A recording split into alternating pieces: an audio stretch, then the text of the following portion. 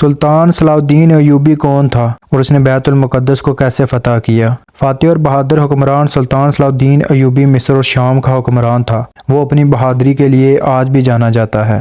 سلطان صلاح الدین ایوبی وہ شخص تھا جس نے 20 سال تک صلیبیوں کے طوفان کا مقابلہ کیا اور بالآخر یورپ کے مشترکہ فوج کو پیچھے دھکیل دیا جو مقدس سرزمین کو مسلح کرنے کے لیے آئی تھی۔ دنیا نے شاید ہی اس سے زیادہ حریف اور بہادر انسان دیکھا ہو۔ صلیبی جنگیں دنیا کی طویل ترین جنگوں کی نمائندگی کرتی ہیں جس میں عیسائی مغرب کی وحشی جنونیت کا طوفان مغربی اشیاء پر اپنے تمام روش سے پھوٹ پڑا۔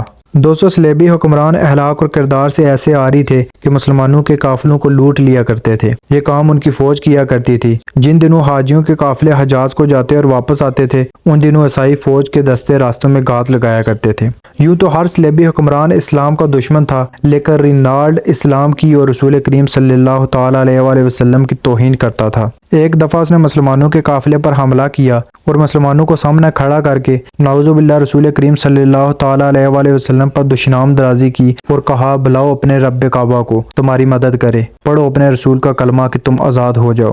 سلطان صلاح الدین ایوبی نے جب یہ بات سنی تو قسم کھائی کہ اس گستاخ کو میں اپنے ہاتھوں سے قتل کروں گا۔ سلطان صلاح الدین ایوبی نے جنگ کے لیے جس موسم کا انتخاب کیا وہ جون جولائی کا تھا۔ صلیبی فوجی آہنی چادروں سے محفوظ ہوتے، ان کے سردار سر سے لے کر پاؤں تک زیر بختر میں ملبوس ہوتے تھے۔ تیر و تلوار کا ان پر کچھ اثر نہ ہوتا تھا، مگر سلطان ایوبی نے لوہے کا ان کا یہ لباس ان کی بہت بڑی کمزوری بنا دیا تھا۔ ایک تو وہ چھاپا مار قسم کی جنگ لڑتے، تھوڑی سی نفری سے پہلو پر برق رفتار حملے کرتے اور حملہ آور دستے ضرب لگا کر وہاں رکتے نہیں تھے۔ اس چال سے صلیبی فوج کو پھیلنا پڑتا اور رفتار تیز کرنی پڑتی تھی، لیکن زیر بختر کا وزن رفتار تیز ہونے نہیں دیتا تھا۔ اتنی سلطان ایوبی کے دستوں کی ہوتی تھی۔ سلطان صلاح الدین ایوبی نے زیر بختر کا دوسرا توڑ یہ سوچا، اس وقت جنگ شروع کرتے جب سورج سر پر ہوتا اور ریگستان شعلے بنا ہوتا تھا۔ زیر بختر تندور کی طرح تپ جاتی، پیاس سے جسم خشک ہو جاتا تھا اور پانی پر سلطان ایوبی پہلے ہی قبضہ کر لیتے تھے۔ ریگستان کی جھلسا دینے والی گرمی اسلامی فوج کے لیے بھی دشواریاں پیدا کرتی تھی، لیکن ان کے لباس ہلکے بلکے ہوتے تھے۔ اس کے علاوہ سلطان ایوبی کی ٹریننگ بڑی سخت تھی۔ وہ گھوڑوں، اونٹوں اور تمام فوج کو لمبے لمبے عرصے تک ریگستان میں رکھتے، خود بھی ان کے ساتھ رہتے تھے۔ انہوں نے فوج کو بھوکا پیاسا رہنے کی ٹریننگ بھی دے رکھی تھی۔ رمضان کے مہینے میں وہ جنگی مشقیں زیادہ کرتے تھے اور کہا کرتے تھے کہ اس مہینے میں خدا تعالیٰ اپنے ہاتھوں سے ہماری تربیت کرتے ہیں۔ 1186 میں رینالڈ نے یہ جسارت کی کہ بہت سے دیگر مسیحی عمرا کے ساتھ مدینہ منورہ پر حملہ آور ہوا۔ سلطان صلاح الدین ایوبی کو جب خبر ہوئی تو فوراً رینالڈ کا تعاقب کیا۔ حتین کے مقام پر سلطان نے دشمن کے لشکر پر ایسا آتش گیر مادہ ڈلوایا جس سے زمین پر آگ بھڑک اٹھی۔ چنانچہ اس آتشی ماحول میں 1187 میں حتین کے مقام پر تاریخ کی ایک خوفناک ترین جنگ کا آغاز ہوا۔ 1187 میں سلطان صلاح الدین ایوبی نے ہر طرف جہاد میں بھرتی کا اعلان فرما دیا۔